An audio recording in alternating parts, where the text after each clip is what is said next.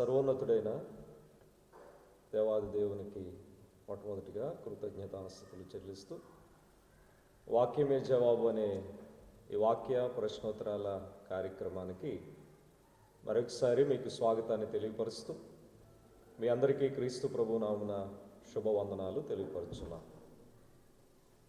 ప్రభునందు మీరందరూ క్షేమని భావిస్తున్నాం. ఈరోజు మరొక ప్రశ్నతో మీ ముందుకు రావడానికి సర్వాధికారి అయిన దేవుడు మన ఎడల చూపిన కృపకై ఆయనకు స్తుతులు చెల్లిస్తూ ఈరోజు మనం అడిగే ప్రశ్నలకు జవాబులు ఇవ్వడానికి మన మధ్యన సిద్ధంగా ఉన్న ప్రియులు దీన్ దయాళ్ బిషప్ గారికి ఈ కార్యక్రమం తరపున మనందరి తరపున హృదయపూర్వక వందనాలు తెలియపరుస్తున్నాం. వందనాలు చైతన్య గారు. దేవుడిచ్చిన ఈ ప్రాముఖ్యమైన సమయంలో మన మధ్య ఒక ప్రశ్న సిద్ధంగా ఉంది.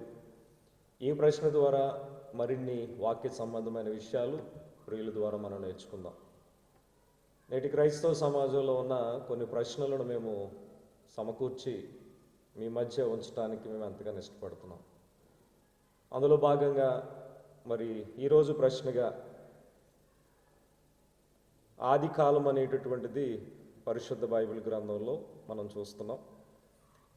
అయితే ఆది కాలం కంటే ముందు ఏదైనా కాలం ఉందా?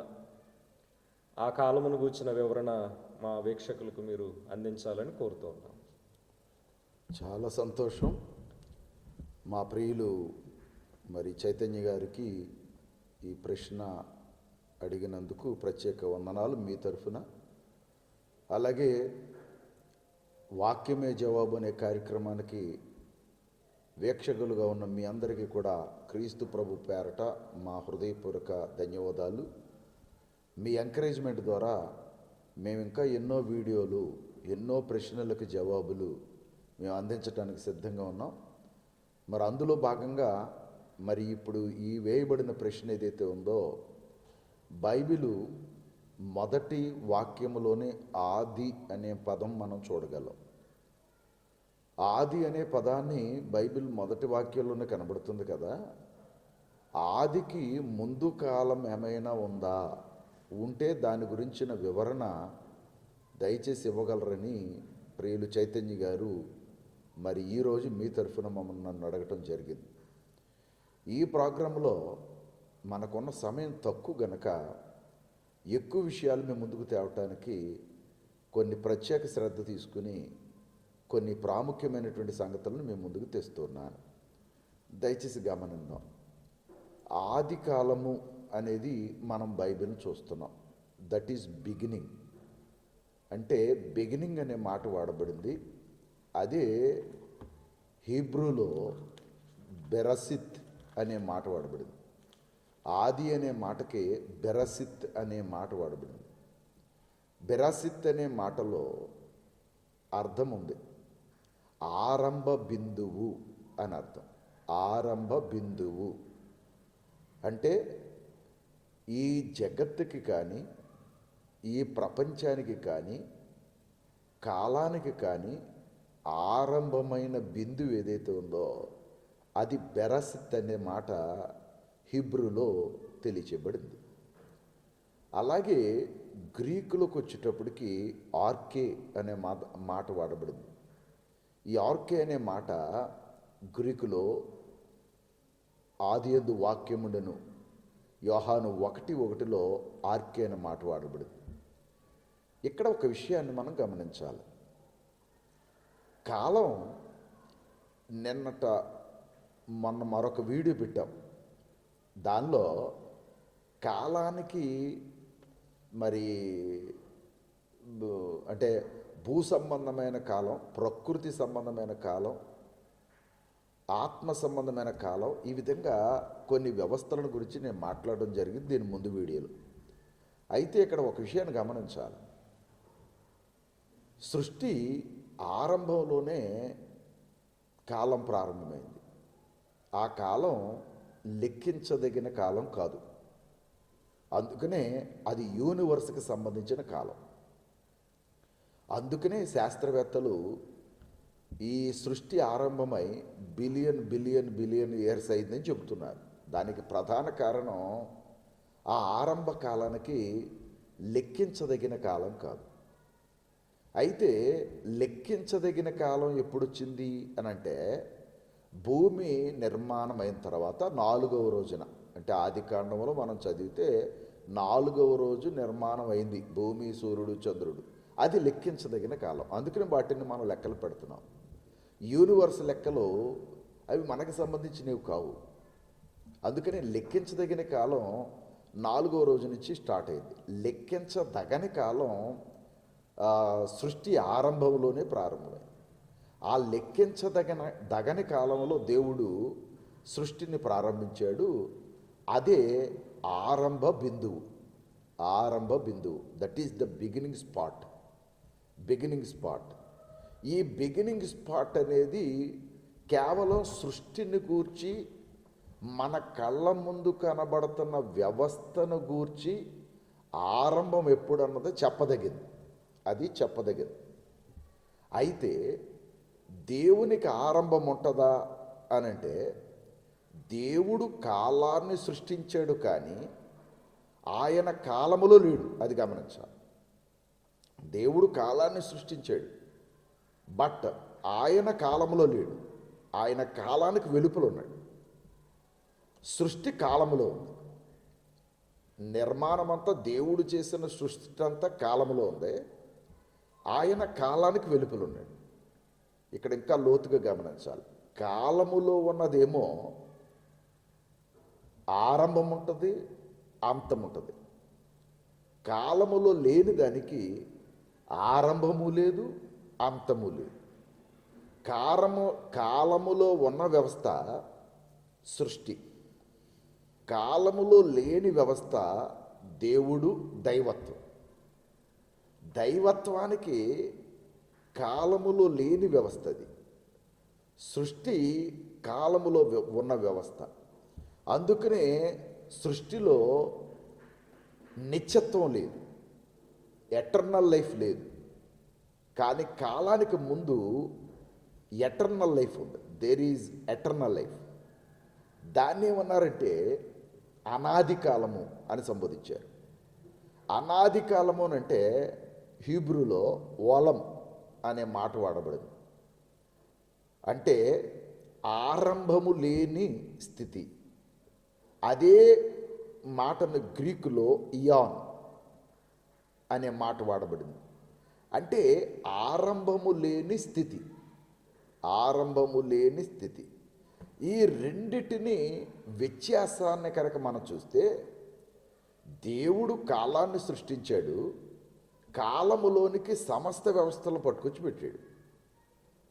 కాలాన్ని సృష్టించిన దేవుడు కాలములో లేడు, కాలములో లేని దేవుడు నిత్యము ఉన్నవాడు. అందుకని ఆయన నిత్యుడు అనే పదం వాడబడింది. ఆయన నిత్యుడు, దైవం అనే వ్యక్తి నిత్యుడు. కనుక ఈ సృష్టిలోనికి వచ్చిన ప్రతిదీ కాలమును బేస్ చేసుకుని వెళుతుంది. అంటే కాలముతో పాటు ప్రయాణం చేస్తుంది. సృష్టిలో కనబడేది ప్రతిదీ కాలముతో పాటు ప్రయాణం చేస్తుంది. దేవుడు కాలానికి అతీతంగా ప్రయాణం చేస్తున్నాడు. కనుక కాలాన్ని దేవుని దగ్గర తీసుకెళ్ళటానికి లేదు. ఒకసారి అనాది గురించి మాట్లాడిన కొన్ని మాటలను బైబిల్ నుంచి చూద్దాం. సామెతల గ్రంథం 68 అధ్యాయం 33 వచనాన్ని ఒకసారి మనం చదివితే, సామెతల గ్రంథం 68 అధ్యాయం 33 వచనాన్ని మనం చదువుదాం. అక్కడ ఒక మాట రాయబడి ఉంది, చదవాలని కోరుతున్నాను ప్రియులను. 68 అధ్యాయము సామెతలు, క్షమించాలి, కీర్తనలు 68 అధ్యాయము 33 వచనం. కీర్తనల గ్రంథం 68 అధ్యాయం 33 వచనం. కీర్తనల గ్రంథము 68 అధ్యాయం 33 వచనం. ఒకసారి మనం విందాం. అనాదిగానున్న ఆకాశ వాహనం ఎక్కువానని కీర్తించుడి. ఇక్కడ ఒక పదం వాడబడింది, అనాదిగానున్న. దేవుడు ఉనికిని చెప్తూ గ్రంథకర్త అనాదిగానున్న అనే పదం వాడాడు. అనాదిగానున్న. అదే సామెతల గ్రంథం 8 అధ్యాయం 23 వచనంలో, సామెతల గ్రంథం 8 అధ్యాయం 23 వచనంలో మరొక మాట వాడబడింది. అనాది కాలము మొదలుకుని అనాది కాలము మొదలుకొని మొదటి నుండి భూమి ఉత్పత్తి అయిన కాలమునకు పూర్వము నేను నియమించబడితి. అది పూర్వము అంటే భూమి ఉత్పత్తి అయిన కాలానికి పూర్వమున్న కాలాన్ని అనాది కాలము అని డినోట్ చేసింది ఈ వచనం. భూమి ఉత్పత్తికి లేదా ఈ సృష్టి ఉత్పత్తికి ముందుగానున్న కాలాన్ని అనాది కాలము అని ఈ వచనం తెలియజేస్తుంది. ఆ అనాది కాలములో దేవుడు ఉన్నాడని ఇంతకుముందు వచనం తెలియజేసింది. యెషయా గ్రంథము 63:16 యెషయా గ్రంథము 63:16 మాకు తండ్రివి నీవే అబ్రహాము మమ్ము నెరుగకపోయినను ఇశ్రాయేలు మమ్మును అంగీకరించకపోయినను యెహోవా నీవే మా తండ్రివి అనాది కాలము నుండి మా విమోచకుడని నీకు పేరే కదా. అంటే ఇప్పుడు మీరు పాయింట్ అర్థమైందో లేదో, అనాది కాలములో సంకల్పము అంటే దేవుని సంకల్పం సృష్టి నుంచి వచ్చింది కాదు. దీనికి ఒక థియరీ ఉంది. అది ఏంటంటే కారణ సంబంధం. That is the theory of cause and effect థియరీలో అనాది కాలాన్ని నిర్వచించవచ్చు. కాజ్ అండ్ ఎఫెక్ట్ థియరీలో అంటే కారణ సంబంధం యొక్క థియరీలో అనాదిని నిర్వచించవచ్చు. అంటే అర్థం ఏంటంటే ప్రతి వస్తువు చేయబడింది ఏదైతే ఉందో అది కార్యం. అంటే ఏ వస్తువు చేయబడినా అది కార్యం. ఆ వస్తువు చేయటానికి ఉన్నదే కారణం. దానికి మూలం ఏంటంటే ఒక వస్తువు చేయబడ్డానికి ఉన్న మూలం ఏంటంటే కారణం. అర్థమవుతుంది అనుకుంటున్నాను. ఒక వస్తువు తయారైందంటే అది కార్యం. ఆ వస్తువు యూజ్ ఏంటి, అవసరత ఏంటి అనేది ఒక కారణం మీద తయారైంది.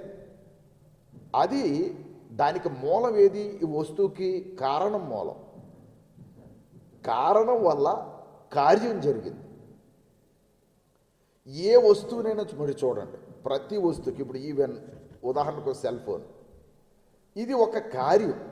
ఇది తయారు చేయటం ఒక కార్యం. దీనికి మూలమేది? కారణం. అంటే ఒక కారణం ఉత్పన్నమైతే కార్యం ఉత్పన్నమైంది. కారణం వేరు, కార్యం వేరు. ఇప్పుడు ఒక సెకండ్ ఆలోచిద్దాం. ఈ వస్తువును చూస్తున్నప్పుడు ఈ వస్తువు ఒక కారణాన్ని బట్టి వచ్చింది. ఈ కారణాన్ని బట్టి వచ్చిన వస్తువులను మనం ముందు పుట్టిన వస్తువు ఏది అని వెనక్కి మనం తీసుకుంటూ వెళితే దీనికి ముందేది అంటే ఇప్పుడు సెల్ ఫోన్ ఉంది ఉదాహరణకి, ఇప్పుడు ఆండ్రాయిడ్ చూస్తున్నాం, దీనికి ముందేది మామూలు బ్లాక్ అండ్ వైట్, దీనికి ముందేది అలా, దీనికి ముందేది అలా మనం పూర్వానికి వెళితే ప్రతి వస్తువుని కనుక లెక్కలు వేసుకుంటూ వెళితే మనకి భూమి పుట్టుక, సూర్యుని పుట్టుక, అంతకుముందు ఉన్న వెలుగు పుట్టుక, చీకటి పుట్టుక అక్కడికి వెళ్తాం అన్నమాట. అలా వెళ్ళినప్పుడు అలా వెనక్కి వెళుతూ ఉంటే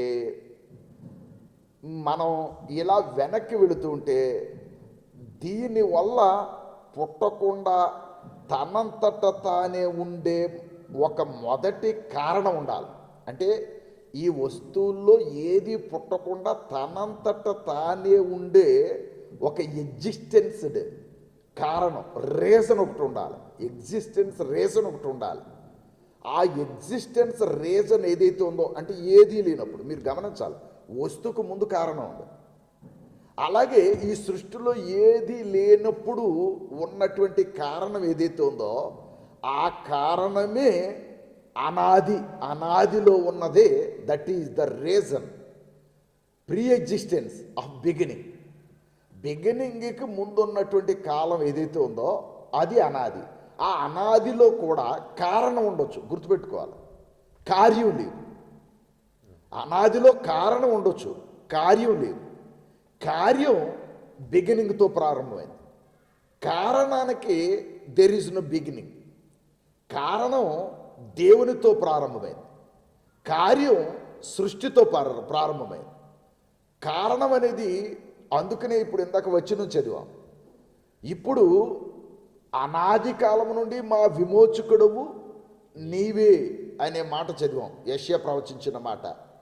అసలు అనాది కాలములో విమోచన సంకల్పం ఎక్కడిది అంటే ఇప్పుడు యేసుక్రీస్తు ప్రభు ద్వారా ప్రపంచానికి విమోచన సంకల్పం అనేది ఆదిలోంచి వచ్చింది కాదు, అనాదిలో నుండి ఉన్నది.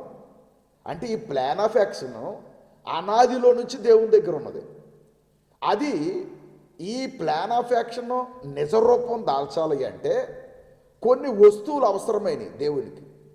ఆ వస్తువులు ఏమిటయ్యా అంటే ఈ ప్రపంచం. ఈ ప్రపంచములో మానవ జాతిని విమోచించటానికి క్రీస్తు ప్రభు యొక్క సంకల్పం, అంటే క్రీస్తు ప్రభు ప్రణాళిక, క్రీస్తు ప్రభు ద్వారా ప్రణాళిక, క్రీస్తు ప్రభు ద్వారా మనుషులందరూ విమోచింపబడ్డానికి సంఘ ప్రణాళికను వ్యవస్థను నడిపించటానికి పరిశుద్ధాత్మ యొక్క ఉనికి. ఇదంతా కూడా కారణంలో ఏర్పడింది. అంటే కారణం అనేది సృష్టికి ముందున్నది. సృష్టికి ముందున్న that is the reason before the beginning. ఆయన కారణం, ఆయన ప్లాన్ బిఫోర్ ది బిగినింగ్. ఎఫెస్సి 1:4 కూడా జగత్తు పునాది వేయబడక మునిపే క్రీస్తు చేత ప్రేమతో ఆయన మనలను ఆయనలో ఏర్పరుచుకునేను అనే మాట మనం చదువుతాం. ఎఫెస్సి 1:4. సమయం తక్కువ ఉండటాన్ని బట్టి నేను దీన్ని కుదించవలసి వస్తుంది. అంటే సృష్టికి ముందే క్రీస్తు ఉన్నాడు, క్రీస్తులో ప్రణాళిక దేవుడు ఏర్పాటు చేసుకున్నాడు. అక్కడ కార్యం జరగలేదు. కార్యానికి ఆరంభ వస్తువులను తెచ్చిపెట్టాడు భూమి మీద. ఆ ఆరంభ వస్తువులు సృష్టి మొత్తం. ఆ వస్తువులన్నీ తయారైన తర్వాత ఆ ఆరంభ వస్తువులకి మూల కారణమైనటువంటి వ్యక్తి కావాలి. అతడు ఆదాముగా చేశాడు దేవుడు. ఆ తర్వాత అతనికి మరలా జనరేషన్స్ కావాలి. అందుకని అవ్వను పెట్టడం జరిగింది. ఆ జనరేషన్స్లోంచి మనుషులు పుట్టాలి. ఆ పుట్టిన మనుషులు మరల పాపమునకు లోనవుట, ఆ పాపము నుండి విడిపింపబడటానికి ధర్మశాస్త్ర ప్రణాళిక, అది చెయ్యలేని పనిని యేసుక్రీస్తు ప్రభు ద్వారా చేయించటానికి ఆ ప్రణాళికని సిద్ధం చేసి దేవుడు ఆ వ్యవస్థలను ఓపెన్ చేశాడు. కాకపోతే యోహాను సువార్త 1:1 ఆ అనాది కాలంలోనే ఉంది. అది అనాది కాలంలోని కాన్సెప్ట్. అందుకనే ఆది యందు వాక్యముడెను. బాగా గమనించాలి. అంటే వాక్యం అనేది ఉనికిలోకి వచ్చింది ఆదిలో, కానీ వాక్యం ఆదిలో లేదు. వాక్యం అనాదిలో ఉంది. అందుకనే ఆ వాక్యము దేవుని యొద్ద ఉండెను, అది అనాది. వాక్యము ఆది యందు ఉందనంటే ఉనికిలోకి వచ్చింది. అంటే దేవుడు కలుగునుగాక అనే మొదటి పదం ఏదైతే పలికాడో ఆ ఉనికి బిగినింగ్లో వాక్యం లేదు, బిగినింగ్కి ముందే వాక్యం ఉంది. ఆ ముందున్న వాక్యం ఏమిటనంటే అనాదిలో ఉంది.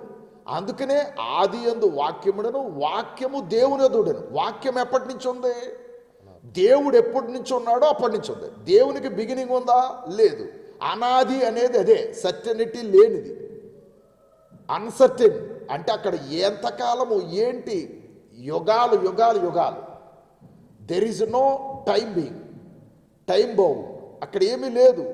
అందుకనే అనాది కాలం అనేది దాన్ని ఏమన్నారంటే ఎటర్నల్, ఎవర్లాస్టింగ్, వితౌట్ బిగినింగ్. అనాది అనేది ఏంటంటే ఎటర్నల్, ఎవర్లాస్టింగ్, వితౌట్ బిగినింగ్. ఇప్పుడు వాక్యం ఎప్పటి నుంచి ఉంది? వితౌట్ బిగినింగ్ నుంచి. సృష్టి ఎప్పటి నుంచి ఉంది? With the beginning. కాబట్టి బిగినింగ్ ఉందంటే దెర్ ఈజ్ ఎండ్. ఎప్పుడైతే బిగినింగ్ లేదో దెర్ ఈజ్ నో ఎండ్. అందుకనే ఈ సృష్టికి వాక్యానికి బిగినింగ్ లేదు సుమా. అందుకనే అది ఎవర్లాస్టింగ్. ఇప్పుడు ఆ ఎవర్లాస్టింగ్ వ్యవస్థలోకి మనల్ని తీసుకువెళదామనేది దేవుని యొక్క ఉద్దేశం. ఆ ఎవర్లాస్టింగ్ వ్యవస్థలోకి రావాలంటే ఎవర్లాస్టింగ్లో ఉన్న ఉనికి కలిగి ఉన్న వాక్యము దగ్గరికి మనం రావాలి. అదే యేసుప్రభు చెబుతున్నాడు యాకోబు పత్రికలో 1వ అధ్యాయంలో చివరి వచనంలో అదే మాట్లాడాడు. ఒక మాటను మనం చదివి ఈ కార్యక్రమాన్ని, ఈ జవాబుని ముగించడానికి ప్రయత్నం చేద్దాం. అక్కడ మనం చదివినట్లయితే యాకోబు పత్రిక 1వ అధ్యాయము చివరి వచనాన్ని కనుక మనం చదివితే ఆ మాట మనకు తెలియజేయబడుతుంది. క్షమించాలి, 18వ వచనం. ఆయన తాను సృష్టించిన వాటిలో మనము ప్రథమ ఫలముగా ఉండునట్లు సత్యవాక్యము వలన మనలను తన సంకల్ప ప్రకారము కన్నాడు. అంటే ఇప్పుడు మళ్ళీ దేవుడు తన పిల్లల్ని ఏ విధంగా కనాలనుకుంటున్నాడంటే, సృష్టికి ముందున్న వాక్యం ఏదైతే ఉందో ఆ వాక్యములోనికి తీసుకురావాలనుకున్నాడు. అంటే మనం నాశనకరమైన కాలముల నుండి నాశనకరము లేని కాలములోనికి వెళ్ళాలి. That is ever lasting, that is eternal. ఆ ఎటర్నల్లోనికి మనం రావాలి అంటే ఎటర్నల్లో నువ్వు ఉన్నావని నీకు తెలియాలి, ఎటర్నల్లో నీ ఉనికి ఉందని తెలియాలి, ఎటర్నల్లో నీ ఉనికి కొరకు దేవుడు ప్లాన్ చేశాడని తెలియాలి, ఎటర్నల్లో క్రీస్తు ప్రభు ఉన్నాడని తెలియాలి, ఎటర్నల్లో క్రీస్తు ప్రభులో దేవుడు సంకల్పించాడని తెలియాలి, ఆ ఎటర్నల్లో నువ్వు నేను ఉండాలని తెలియాలి. అందుకనే ఈ ప్రపంచానికి ఆది ఉంది. యోబు గ్రంథం 20 అధ్యాయం 5 వచనం. యోబు గ్రంథం 20 అధ్యాయం 5 వచనం. యోబు గ్రంథము 20 అధ్యాయము 5 వచనాన్ని చదువుదాం. ఆది నుండి నరులు భూమి మీద నుంచబడిన కాలము మొదలుకొని, అంటే ఆది ఎప్పుడు స్టార్ట్ అయింది? నరులు భూమి మీద నుంచబడిన కాలము దగ్గర నుంచి. నరులు భూమి మీద నుంచబడిన కాలము దగ్గర నుంచి ఆది ఉంటే నరులు పరలోకానికి చేరాలి. నరులు భూమి మీద ఉండని కాలములోనికి రావాలి. ఆ కాలములో ఉన్న వ్యవస్థ ఎవరు? యేసుక్రీస్తు. ఈ కాలములో ఉన్న మనుషులందరూ, అంటే నరుడు భూమి మీద పుట్టిన కాలము నుండి వచ్చిన ఏ మహానుభావుడైనా కూడా వారు నరులతో పాటు జన్మించారు. కాబట్టి నరులతో పాటు జన్మించిన వ్యక్తులు మనుషుల్ని ఎవర్ లాస్టింగ్లోకి తీసుకెళ్ళలేరు.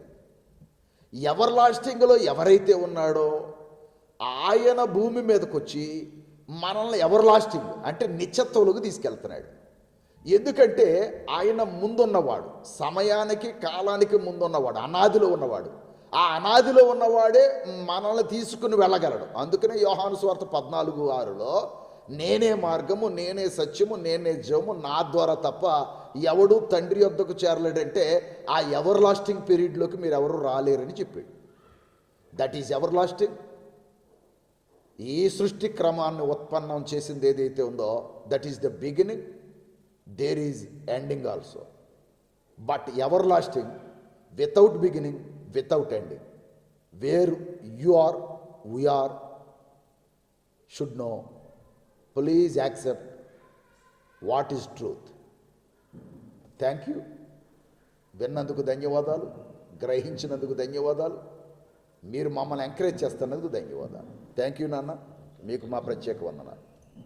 చక్కటి సమాధానము, చాలా లోతైనటువంటి విషయాలు ఈ ప్రశ్నకు మనకు లభించాయని నేనైతే నమ్ముతున్నాను. ఇప్పటి వరకు ఆది నుంచి మాత్రమే సమయము ఉందని, ఆది యందు మాత్రమే దేవుడు ఉన్నాడు అనే ఆలోచన ఒకవేళ మనలో ఉండొచ్చు. కానీ ఆది కంటే కూడా పూర్వము అనాది కాలం అనేటటువంటిది ఒకటి ఉంది. అది ఎవర్ లాస్టింగ్ కాలాన్ని సూచిస్తుంది. ఆ కాలంలోనికి మనం నడిపించబడాలన్నదే దైవాలోచన. అందుకే ప్రభువైన యేసుక్రీస్తు వారు ఈ లోకానికి రావటం, ఆయన ద్వారా మనం ఆ కాలానికి చేరుకోవాలన్నదే ఇక్కడ మనం నేర్చుకోవాల్సిన మరొక ఆత్మ సంబంధమైనటువంటి విషయంగా కూడా ఉంది. కనుక దేవుడు ఆది యందు మాత్రమే కాదు, అనాది నుంచి కాలము నిర్వచించలేనప్పటి నుంచి కూడా ఆయన ఉన్నాడు అనే వాస్తవాన్ని చాలా లోతుగా మరి మనం వినడం జరిగింది. కనుక ఈ విషయాన్ని మీరందరూ కూడా పరిశీలన చేసి, ఒకవేళ ఈ ప్రశ్నలో ఇంకా మీకు ఏదైనా అర్థం కాని సంగతులు ఉన్నట్లయితే మీ విలువైనటువంటి భావాలను మాకు కామెంట్ రూపంలో క్రింద తెలియపరిచినట్లయితే వాటిని మేము పరిగణలోకి తీసుకుని మరొక సందర్భంలో మరి మీరు అడిగే ప్రశ్నలకు సమాధానం ఈ విధంగా మేము అందించగలం.